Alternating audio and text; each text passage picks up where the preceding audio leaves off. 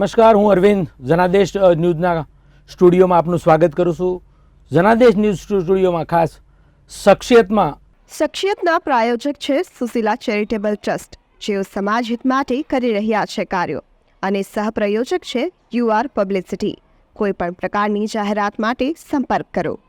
એક અલગ પ્રોગ્રામમાં અલગ અલગ વ્યક્તિઓ સાથે આપણે શખ્સિયતની વાત કરતા હોઈએ છીએ, અને શખ્સિયતમાં આજે એવા એક વ્યક્તિને રૂબરૂ મળાવવા જરૂર છે. એવા એક વ્યક્તિની વાત કરવી છે જેમણે સુરતનું ટેક્સટાઇલ માર્કેટ હોય, સુરત શહેર હોય કે રાજસ્થાન હોય, તેમાં તેમનું નામ અને ઓળખાણની જરૂર નથી. તેવા છે कैलाश हकीम जी, અને તે આપણી સાથે સ્ટુડિયોમાં છે. कैलाश जी, स्वागत है तुम्हारे स्टूडियो में. जी, थैंक यू, नमस्कार. कैलाश जी, ये बताइए कि जिस तरह से आप राजस्थान के झुंझुनू के छोटे से शहर से आ रहे थे और यहाँ पे सूरत में आके इस तरह का अपने सफलता का मुकाम हासिल किया, किस साल से शुरुआत की सूरत में? जी, मैं 95 में लगभग सूरत आया. 95 में, उससे पहले मेरा गांव है झुंझुनू, राजस्थान के झुंझुनू डिस्ट्रिक्ट में मलसीसर करके गांव है जी. पिताजी वहाँ कलकत्ता पहले बिजनेस में थे, बाद में एक परिवार में पॉलिटिक्स में, वो पॉलिटिकल बैकग्राउंड में हम लोग बेसिकली अग्रवाल बनिए हैं, लेकिन किसान परिवार ही कह सकते हैं, क्योंकि हमारी खेती हमारा मुख्य आजीविका का साधन था. और हम लोग उसके बाद मैंने जयपुर कॉलेज करने के, झुंझुनू कॉलेज करने के बाद मैं जयपुर पढ़ाई करने, आईएएस की तैयारी करने गया. 1.5 साल मैंने 2 साल तैयारी किया. उसके बाद मैं 95 में लगभग मेरे एक मित्र के साथ सूरत आ गया.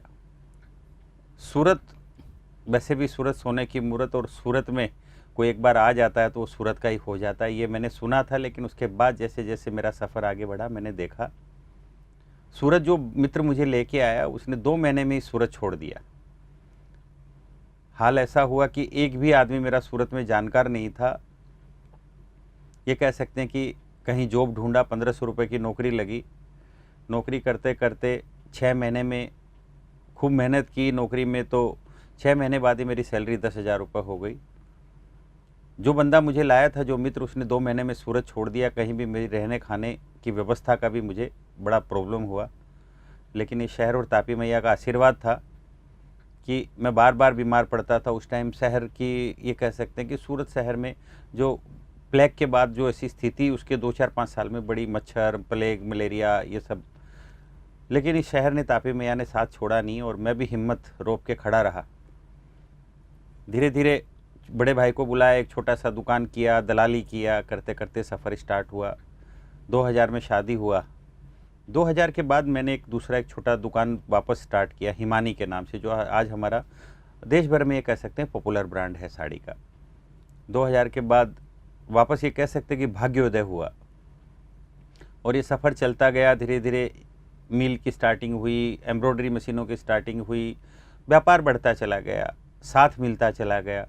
मैं इस मामले में ये कहूँगा कि बड़ा लकी था कि मुझे मेरे हर एक दौर में जो साथी मिले वो बड़े मजबूत मिले, जिनका समर्पण भाव, या जो 2 दोस्त मुझे मिले, जिनका मुझे ऐसा साथ मिला कि जो आज मेरी इस जर्नी में, प्रोग्रेस की जर्नी में, जिनका मुझे हमेशा पूरा साथ, परिवार का पूरा साथ मिला, भाइयों का पूरा साथ मिला. उस वजह से आज व्यापार में भी और सार्वजनिक जीवन में भी मैं आज इस मुकाम तक पहुंच पाया. कैलाश जी, एक आईएएस की तैयारी करता हुआ बंदा, सूरत में ऐसी कौन सी बात आपको खींच लाई? क्योंकि एक आप कलेक्टर बन सकते, एक आईएएस अधिकारी की जो तैयारी कर रहा था, और यहाँ पे सूरत में आके तापी मैया के आशीर्वाद मिले, आप सक्सेस भी हुए, लेकिन वो सी क्या बात रही कि आपको इस मार्केट में ले आए? देखिए, दाना पानी होता है, वहाँ पे वो खींच के लेके जाता है. हमारे बस में कुछ नहीं है, विधि के विधान फिक्स होते हैं. जब मैं कॉलेज में, जब शुरू में स्कूल टाइम में था, तो काफ़ी मैं आईएएस और आईपीएस और ब्यूरोक्रेसी के बारे में पढ़ता रहता था. और जब गांव में रहते थे, तो गांव में किसान परिवार जैसा कह सकते हैं, थोड़ा बहुत कहीं रिलेटिव व्यापार में भी हम लोग थे. लेकिन मन में ये लगता था कि ये एसपी है, ये कलेक्टर है, ये कितने पावर है, देश के लिए कैसे कैसे काम करते हैं. तो यही मन में होता कि वो टारगेट क्या होता था. या तो गांव में कोई मध्यम परिवार होता था, उसका टारगेट टीचर बनना होता था, डॉक्टर बनना होता था, या फिर कोई थोड़ा पढ़ लिख के होशियार है, क्योंकि मैं हमेशा कॉलेज टॉपर था और यूनिवर्सिटी में मेरी 8वीं मेरिट थी पूरे राजस्थान में. तो मुझे ये सपना था कि शायद मैं ब्यूरोक्रेसी में आगे आईएएस बन के देश सेवा में जा सकता हूँ. लेकिन तैयारी करते करते एक मित्र आया और वो सूरत लेके आ गया, और वो मैंने बताया कि सूरत एक बार जो आ जाता है वो सूरत का ही होके रह जाता है. फिर टेक्सटाइल में फौस्टा में आप चेयरमैन रहे, वो कहाँ का, उस जर्नी के बारे में बताइए। किस तरह का पूरा व्यापारियों को, संगठनों का किस तरह का पूरा माहौल रहा? देखिए, सेवा मेरे डीएनए में थी। पिताजी पॉलिटिक्स के माध्यम से ही गांव में सेवा किया करते थे। 4-5 बार वो सरपंच रहे और काफ़ी सारे 7 इलेक्शन उन्होंने जीते। मैं हमेशा संघ का स्वयंसेवक रहा, तो यही पापा की मैं सेवा भावना देखता था, तो मेरे भी कहीं ना कहीं जीन्स और डीएनए में वो था ही। जब सूरत आया, आते ही पहली तनख्वाह मिली। पहली तनख्वाह में मैंने आधे पैसे, रक्षाबंधन मेरे नज़दीक था, 25 मई 1995, लगभग 2 महीने बाद रक्षाबंधन आया था, तो आधी सैलरी बहन को रक्षाबंधन में भेजी और आधी सैलरी से मैंने अग्रवाल समाज, जिस समाज से मैं बिलोंग करता हूँ, उसकी मेंबरशिप ली। मेरा ये मानना था कि समाज के किसी ग्राउंड पे या प्लेटफॉर्म पे यदि आपका जुड़ाव नहीं होगा तो आप आगे नहीं बढ़ सकते। मैंने समाज से जुड़ा, सेवा की। धीरे धीरे कपड़े के व्यापार करने का मौका मिला और कपड़े के व्यापारियों से जुड़ने का मौका मिला, तो मैं देखता रहता था कि किस किस तरह की समस्याएं यहाँ आती है। एक दौर ऐसा आया चलते चलते 10-15 साल के 20 साल के सफ़र में कि यहाँ पे फोस्टा जो सबसे बड़ा संगठन था, 10-12 साल से इसमें कोई चुनाव नहीं हो रहे थे। तो मित्रों ने कहा कि तू आ गया, तेरे में सेवा भावना है। मैंने कहा नहीं, आप सब लोग आगे बढ़ो, मैं आपके साथ हूँ, क्योंकि हम सबका संगठन है, ये हम सब की संस्था है। और बस ये नसीब ऐसा था कि मुझे चुनाव लड़ना पड़ा, और चुनाव भी लड़ा तो सूरत के लोगों का और व्यापारी मित्रों का ऐसा साथ मिला। मैं धन्यवाद दूंगा सबका कि इतना मुझ में विश्वास जताया कि मुझे 99.3% वोट मिले। ये मेरे लिए कोई जश्न की बात नहीं थी, मैं ये कहूँगा कि मेरे लिए जिम्मेदारी थी। उस जिम्मेदारी के बोझ के तले मैं अपने आप को उसका वजन समझता था कि मुझे जिम्मेदारियों से लाद दिया गया है। अब मुझे रात दिन मिलकर इस व्यापार को उठाने का, जिससे मैंने आज आपकी शख्सियत प्रोग्राम में मैं उसी की वजह से हूँ। मैं मानता हूँ कि शायद मैं सूरत के लिए और मेरे व्यापार के लिए कुछ कर पाऊँ। ये जिम्मेदारियों के साथ मैं पोस्ट अध्यक्ष बना। आपने कई सारी जिम्मेदारियां ली है, लेकिन जहाँ तक हमने सुना है कि कैलाश जी की एक जिद होती है और वो जिद पे अड़ग रहते हैं, और अपने जो मुकाम हासिल करना है वो ताकत आपको कहाँ से मिलती है? परिवार से और मित्रों से, और हर एक जीवन में कोई न कोई आइडियल व्यक्ति होते हैं। मैं भी एकलव्य जैसी स्थिति है कि 2-3 व्यक्ति ऐसे हैं जिनको मैं पढ़ता हूँ, फॉलो करता हूँ। ऐसे आइडियल व्यक्ति मेरे लाइफ में भी है। उनको देखते हैं कि हर समस्याओं का सामना करके भी वो आगे बढ़ते हैं। ऐसे बहुत सारे उदाहरण अपने सामने हैं, और उनमें 2-3 आइडियल मेरे भी व्यक्ति हैं कि मैं देखता हूँ कि हर समस्याओं का सामना करके भी अपने इरादों पे बुलंद रहते हैं और सत्य के मार्ग पे आगे बढ़ते हैं। वही प्रेरणा ऐसे लोगों से मुझे मिलती है। तो क्या लगता है आपको, मार्केट में और समाज में कई सारे आपके, मान लीजिए कि अग्रवाल समाज हो, अग्रवाल विकास ट्रस्ट हो, अग्रवाल प्रगति ट्रस्ट हो, कई सारे हैं आपके साथ, और फोस्टा में मार्केट में टेक्सटाइल मार्केट का हब सूरत माना जाता है।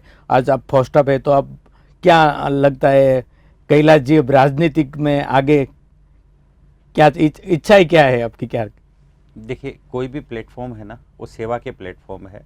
राजनीति मेरा क्षेत्र अभी नहीं है। समाज में मुझे चुना गया, समाज का भी मैंने चुनाव लड़ा था, और उसमें भी समाज के चुनाव में भी ऐसा था कि 30 साल पुराना पैनल था, वहाँ पे मुझे आजमाया गया और मौका मिला। वहाँ भी मुझे 86% वोट मिले। वहाँ भी मैंने सेवा करने का पूरा प्रयास किया। और आपको बताऊँ कि जो लोग मेरे सामने चुनाव लड़े, चुनाव के दूसरे दिन से मैं उनके साथ था और वो मेरे साथ थे। आज समाज का हर एक व्यक्ति मेरे साथ खड़ा है। समाज ही ताकत होती है, जिसके साथ समाज नहीं होता वो व्यक्ति कभी भी आगे नहीं बढ़ सकता है। मेरा कोई भी राजनीतिक इरादा नहीं है, क्योंकि राजनीति का काम पूरा अलग होता है। मैं समाज सेवा और व्यापार सेवा, प्रथम कर्तव्य मेरा समाज और मेरा जिस व्यापार से मैं आगे बढ़ा, इस व्यापार को मजबूत करना, इस व्यापार को चीटर फ्री करना। मेरा कुछ विज़न है कि कहने को हमारा सूरत ये कहा जाता है कि सूरत सोने की मूरत है, और भारत की नहीं पूरे विश्व की सूरत सबसे बड़ी कपड़ा मंडी है, और है भी। लेकिन इसको टेक्नोलॉजिकल हिसाब से या सिस्टम के आधार पे हमें वास्तव में एक नए व्यापार की तरफ, नए भारत की तरफ इसको मोड़ना है। मेरा यही है मैं कि सूरत का व्यापार है वो पूरे विश्व में नंबर 1 पे हो, कपड़े का व्यापार।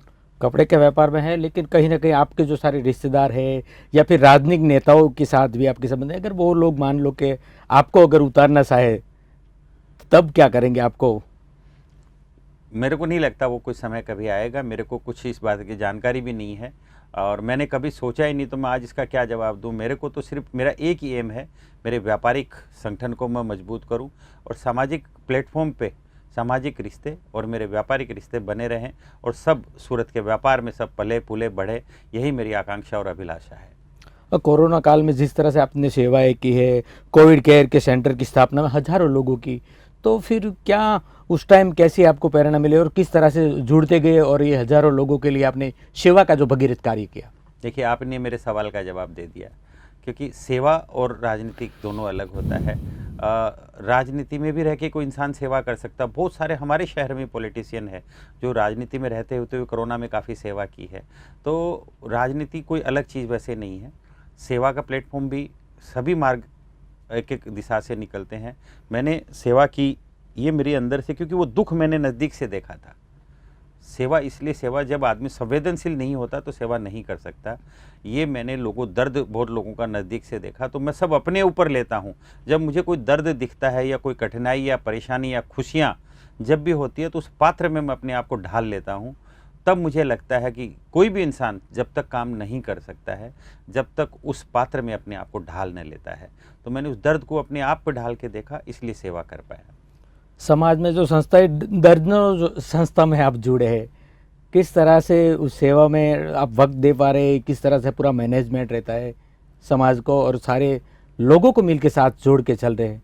बड़ा कठिन होता है कभी कभी सबको, परिवार, समाज और व्यापारिक रिश्ते सबको मैनेज करना। ये बड़ी कठिन है, क्योंकि सार्वजनिक जीवन के बाद जाने के बाद आप समाज की प्रॉपर्टी हो जाते हैं।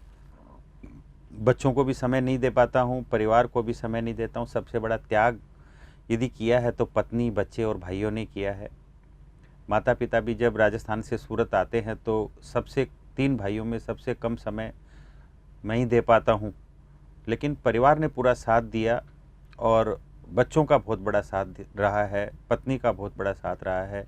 शायद मैं पूरे वीक में 4-6 घंटे भी पूरे परिवार को नहीं दे पाता हूँ, लेकिन परिवार की शक्ति मेरे साथ है, क्योंकि सुबह से रात तक ऐसे ऐसे काम आते हैं और मैं भी लग जाता हूँ, क्योंकि मुझे जैसे जोश और जुनून रहता है कि किसी का फ़ोन आ गया, किसी ने आमंत्रित कर लिया, किसी ने निमंत्रण दे दिया या किसी का दुख का काम है तो मुझे पहुँचना है। रात भर जाग के भी लोगों के साथ रहा हूँ, उससे मुझे एनर्जी मिलती है, मुझे ऊर्जा मिलती है। मैं कहीं वो दिखावे के लिए नहीं जाता हूँ। बहुत सारे ऐसे भी कई सारे काम होते हैं जो शायद मैं करके आने के बाद घर पे भी बच्चे और पत्नी से भी शेयर नहीं कर पाता हूँ, नहीं बताता हूँ कि आज मैं किसी के ये काम आया, ये मदद किया। ये शक्ति पूरे परिवार से ही मिलती है। बैलेंस करना लेकिन आज के जीवन में बड़ा मुश्किल है। मैं वापस वही कहता हूँ कि बैलेंस उन शख्सियतों को देखने से ही कर पाता हूँ कि मैं तो छोटा सा काम कर रहा हूँ, इस शहर में ऐसे ऐसे लोग हैं जो कितने बड़े बड़े काम कर रहे हैं। इस देश के आइडियल है, पूरे देश में जो कह सकते हैं आज ऐसी शख्सियत है नरेंद्र मोदी जी। उनको पढ़ लें थोड़ा, उनका एक पन्ना भी यदि कोई इंसान अपने जीवन में उतार ले तो बहुत सारे काम कर पाता है। जो 16 घंटे काम करते हैं, एक दिन में 2-2 देशों की यात्राएं करके वापस मीटिंग अटेंड करते हैं, तो हम तो उसका मात्र 1% भी नहीं कर पा रहे हैं। ऐसे व्यक्तियों को यदि अपने जीवन में, आज के युवा भी यदि अपने जीवन में उतारें, उसके पात्र को जीवन में उतारें, तो शायद वो लोग भी अपने देश की दिशा और दशा दोनों बदल सकते हैं। कैलाश जी, सूरत से आके आपने कुछ ऐसा मुकाम हासिल किया कि पूरे राजस्थान के समाज के लोगों को भी गर्व हो रहा है, लेकिन इसमें संघर्ष जिस तरह से आपने बताया, आपने नौकरियां की, कई सारी चढ़ाव उतार शुरुआत में आए होंगे, तभी कभी मनोबल में क्या लगा आपको कि जैसे टूटने जैसा हो? वो अपने जीवन में कौन सा प्रसंग रहा?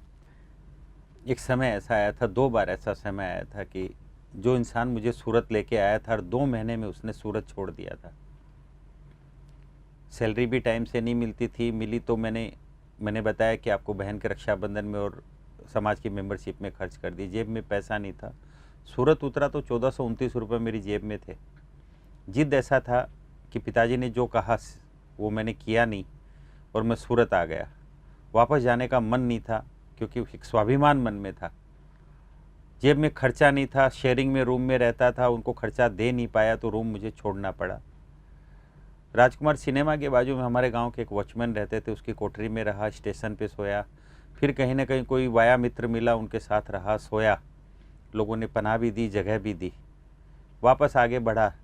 लेकिन वही है, मैंने हिम्मत नहीं आ रही, किसी के सामने हाथ नहीं फैलाया। ऐसे ऐसे दिन भी शायद आए कि 2-2, 3-3 दिन चाय बिस्किट खा के भी मैंने जीवन गुजारा था, क्योंकि सस्ती चाय मिलती थी। पार्ले का बिस्किट 1.5-2 रुपये में मिल जाता था पैकेट, तो ये सब भी जीवन काटे, लेकिन वो जो तकलीफ़ के दिन थे मुझे प्रेरणा देते थे, मुझे हिम्मत देते थे। उसी से आज ये मेरा मनोबल है कि वापस आज गाड़ी है, घोड़ा है, फ्लैट है, धन है, दौलत है, सब है, लेकिन आज भी कई बार मैं बाइक पे घूमने जाता हूँ, उन बच्चों को, मेरे बच्चों को वो जगह दिखाने लेके जाता हूँ कि यहाँ पे तेरे पापा का स्ट्रगल रहा, तो मुझसे उसे प्रेरणा मिलती है। कभी वो अभिमान नहीं आता है कि आज मेरे पास कुछ हुआ है या कुछ मुझे मिला है। मैं हमेशा अपने आप को वो ज़मीन पे, उस धरातल पे देखता हूँ। उसके बाद जब मेरी शादी फाइनल हुई तब भी एक बार ऐसा दौर आया था कि मुझे कहीं से कुछ पैसों की ज़रूरत पड़ी, तो मैंने जिनको दिए थे उनसे मांगे, या मेरा जो प्रोफेशन था, कुछ दलाली का काम करता था, उनसे भी मांगे। शादी होती है तो इंसान को ये रहता है कि लाख, 2 लाख, 5 लाख, 10 लाख एक्स्ट्रा जेब में रहे तो हम कहीं घूम के आएंगे, शॉपिंग करेंगे। तब एक दौर आ रहा है कि कहीं पैसा मुझे नहीं मिला, थोड़ा सा जॉइंट फैमिली में रहते थे, तब एक ऐसा लगा कि पैसे की जीवन में बहुत ज़रूरत होती है, लेकिन मैं वो संयम मैंने उस दिन भी नहीं खोया। नहीं मिला तो नहीं मिला, थोड़े में काम चलाया। जीवन में बहुत सारे ऐसे मुकाम आते हैं, बहुत लंबी हिस्ट्री है, कई बार ऐसे, लेकिन मैं यही कहूँगा कि कितनी भी तकलीफ़ आए, अपने ईगो को डाउन रखना है, और अपने जो अहंकार को, ये स्वाभिमान कह के उसको नाम नहीं देना चाहिए कि अहंकार को, हमें उसको संबंध बनाने के लिए कई बार कुछ नम्र होना पड़े, विनम्र होना पड़े, उसको झेलने की ताकत बनानी चाहिए। कैलाश जी, जिस तरह से आपने वो कहीं कहीं दिलों को छू जाती बात कि आपने स्टेशन पर रहे किस तरह से पूरा तगल किया, लेकिन किसी के सामने हाथ न फैलाए, तो ये जो पूरा रहा उसमें जनादेश के दर्शकों को क्या कहेंगे कि किस तरह से लोग कहीं ना कहीं सारे हताश होकर कुछ अलग भटक जाते या फिर कुछ गलत रहता, जैसे अपघात भी कर लेते कोई ना कोई आर्थिक की वजह से, तो ऐसे लोगों को लेके कैलाश जी का क्या मैसेज रहेगा? पल को जीना सीखना चाहिए। जो मिला है ये ऊपर वाले की बहुत बड़ी मेहरबानी है। जीवन में आपको संबंध बनाने हैं तो कुछ चीज़ों को इग्नोर करना चाहिए, और अपना बनाना है तो वाह, थैंक यू और सॉरी, यदि 3 शब्द आपने अपने जीवन में उतार लिए, किसी को देख के थैंक यू बोलना सीखो, किसी ने थोड़ा उपकार किया, किसी की बात अच्छी लगे और किसी को अपना बनाना तो वाह क्या काम किया, वाह भाई बहुत बढ़िया। और कोई थोड़ी सी भी गलती लगे और किसी को लगता है कि नाराज़गी बढ़ रही है तो विनम्र होकर उसको सॉरी कहना सीखे। ये जीवन के 3-4 मूल मंत्र हैं, ये मेरे भी जीवन में है। विनम्रता जीवन का सबसे बड़ा और संयम जीवन का सबसे बड़ा हथियार है। खूब खूब कैलाश जी धन्यवाद हमारे स्टूडियो में आपका कीमती वक्त देने के लिए। नमस्कार। તો આ હતા કૈલાશ હકીમજી અને તેમનું સ્પષ્ટ અને ખાસ કરીને લોકોએ પ્રેરણા લેવી જેવી વાત છે, કારણ કે હિંમત હાર્યા વગર જે આજનો યુવાધન કે આજના કોઈ પણ લોકો આપઘાત પણ તરફ વળી રહ્યા છે, હતાશ થઈને જિંદગી હારી જવાનું નામ નથી, જિંદગી લડવાનું કામ છે, અને આવા લોકો શખ્સિયતમાં જે છે કૈલાશ હકીમ જેવા તેવા લોકો પાસેથી પ્રેરણા લઈને જીવનમાં આગળ વધી અને પોતાનું મકામ ચડાવ ઉતાર અનેક આવવાના છે, પણ સંઘર્ષ બાદ સફળતા ચોક્કસ મળે છે। અત્યારે મને આપશો રજા, નવા વ્યક્તિ શખ્સિયત સાથે ફરી મળીશું, ત્યાં સુધી મને આપશો રજા, નમસ્કાર।